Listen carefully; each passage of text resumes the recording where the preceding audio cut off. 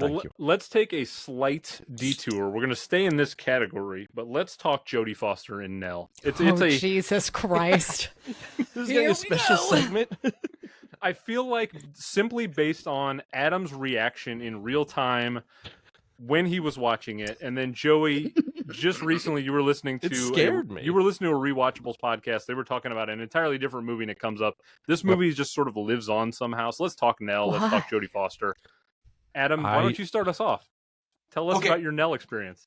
So, occasionally, what'll happen is I will have earned enough spousal credits where I can just say like, "Hey, I'm gonna go downstairs and watch a movie." And it'll be like on a random like a Saturday afternoon, and I'll be like, "I busted my ass this week," or maybe I got up and mowed the lawn first thing, so I can just like I'm earning my time, and So you all know I have my movie shelf, but I have like a small, like a little dinky shelf. And on that one, I put the movies that I'm like gearing up to watch. So episodes we do for 1001 or Below Freezing. And then I had a 1994 section for this.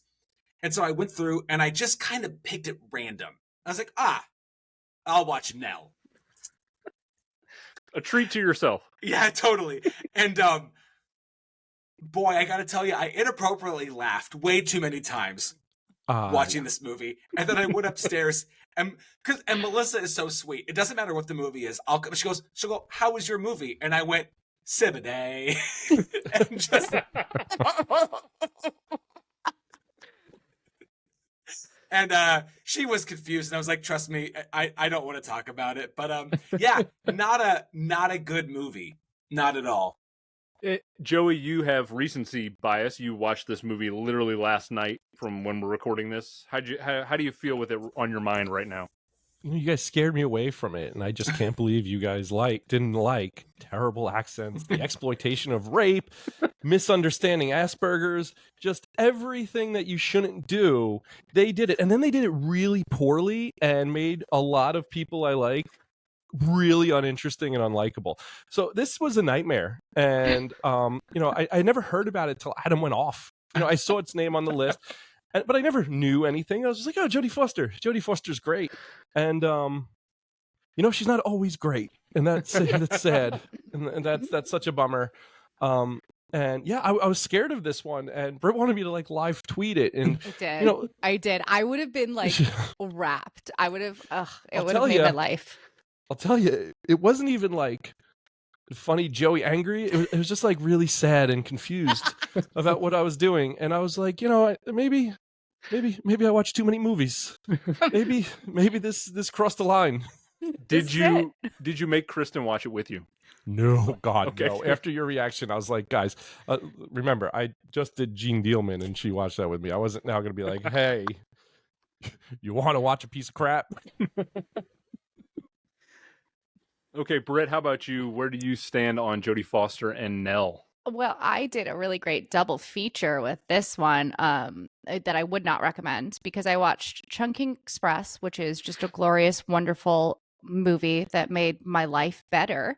And Adam had made a comment about Nell in our chat on some social media site. And I was like, "Oh, I'll watch Nell. That's easy to find. I could watch Ashes of Time, another Wong Kar-wai film, but instead I'll watch Nell." And I was like, I hate my life. What am I doing?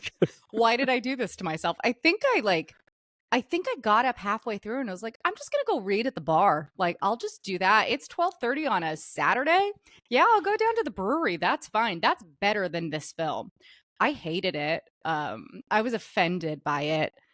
And I was so confused why Jodie Foster would produce and star in this. Okay, but I have a theory about this, right? Because I think this is, and hopefully you all know what I mean by this, right? I think this is 1994's this was a brave performance. Do you know what I mean? Absolutely. Oh, definitely. It was absolutely brave. Yep. So in that sense, she bought herself a nomination, I think. She did, yeah. 100%. She should have bought herself a different nomination because... Damn, I never want to think about Nell again in my life. When like the end happened, I was so just nothing was earned in this. It's weird though, because in a weird, I agree with all of everything that's been said. This was a movie I had not seen prior, and Same. I didn't know it existed. Never again. Well, I turned it on one evening. The kids were in bed. My wife Alicia was in the other room, and so I was like, I just got a night to myself, and I was kind of like half-heartedly paying attention because I didn't anticipate it was going to get a lot of love. It's 7 movies on at once on different volumes. Yeah, something. Yeah, I got 3 different TVs going, but I'll tell you what. Within like 5 minutes, this movie captured my attention. I'll say that. I couldn't. It was like a car crash. You can't look away. I was writing frantically notes down, and they were coming out like Nell was talking, and I was like, "This is either one of the most impressive things I've ever seen, or the worst." There's not a lot of middle ground there. I debated doing a Nell impression tonight, but I thought people who are listening might think I'm stroking out in the middle of this podcast, so I opted not to. As the host, just real quick, go. I don't think I can. You can cut it. That's the great thing about podcasting. You can cut it. Come on. There's no chickpeas coming out of me tonight. So, in a weird way, I'm fascinated by the movie. I think I would watch it again just for the sheer strangeness of it all. You're a masochist. That's what you are. Wanting to watch that film again. My God. Will it surprise anybody to know that I own this movie? No, Adam, not at all. When you said I plucked it off, I was like, oh no. I bet he's going to go and burn that in the back.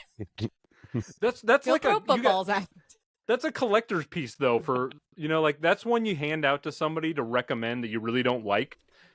I've had people give me movies and tell me to watch things, and after the fact I'm like, you don't like me, do you? Because why would you give me this fucking movie to watch? Captain Phillips comes to mind, but I love Captain Phillips. How Captain Phillips? Dare you? How dare you? I guess we are shit. adding that into the pod next season, and you're going to have to come on and defend your bad take. I'm sorry. It's such a good movie. I'm not a Captain Phillips guy. Did you watch it while you were watching 3 other movies and listening to 2 podcasts Yes. and in a work meeting?